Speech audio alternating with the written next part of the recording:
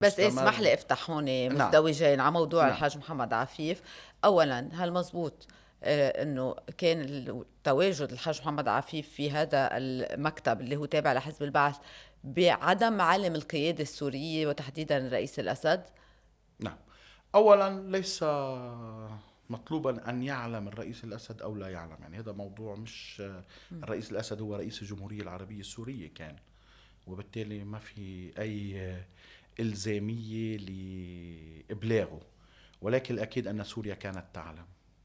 وأنا دائما وأبدا كنت أقول حريص على أن لا أقدم على أي خطوة تتطلب رأيا، لأنه أنا لا أريد إحراج أحد بأي موقف. وأنا سأكشف لك دون أن أكشف الاسم.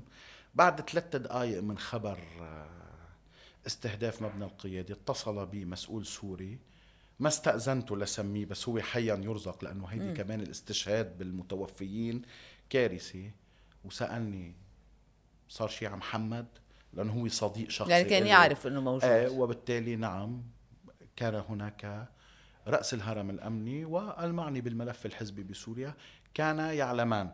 علما أنه بالمناسبة وفق قواعد العمل الحزبي أنا لست مضطرا لإبلاغهم، بس ولكن ربطا بالظروف اللي كانت محيطة في هذه المعركة والحديث عن سوريا ودور سوريا وحرص سماحة السيد حتى في خطابه الأخير على تجنيب سوريا إقحامها المباشر في المعركة، أنا رحت أعطيت خبر. طب مزبوط انه حضرتك بوقتها قيل بانه كان عنده اجتماع، الناس قالت انه يعني لمحت الى انه كانك اعطيت يعني كانه كنت انت بالاجتماع وعرفت بده يصير ضربه، للأسف هلأ كمان بتعرفي طلعت أنا أخذ وتم استهداف قرار. الحاج محمد لكي في عفيف. هيدا ترند الشيء جديد، صار في والحرب ترند جديد صارت والحاج بالبلد. محمد عفيف استشهد. في كان في اجتماع ولا لا لا كان أنا مقر يمكن لا له أنا رح او أعطيك جواب. في ترند جديد بالبلد اسمه سب علي حجازي. حط على أي فيديو أو بأي مقابلة اسم علي حجازي، بتجيب لايكات وبتجيب مشاهدات. خلص الشباب مبسوطين، صحتين على قلبهم، خليهم مبسوطين، معتبرين حالهم عم يعملوا شهرة، فليستفيدوا من هذا الموضوع.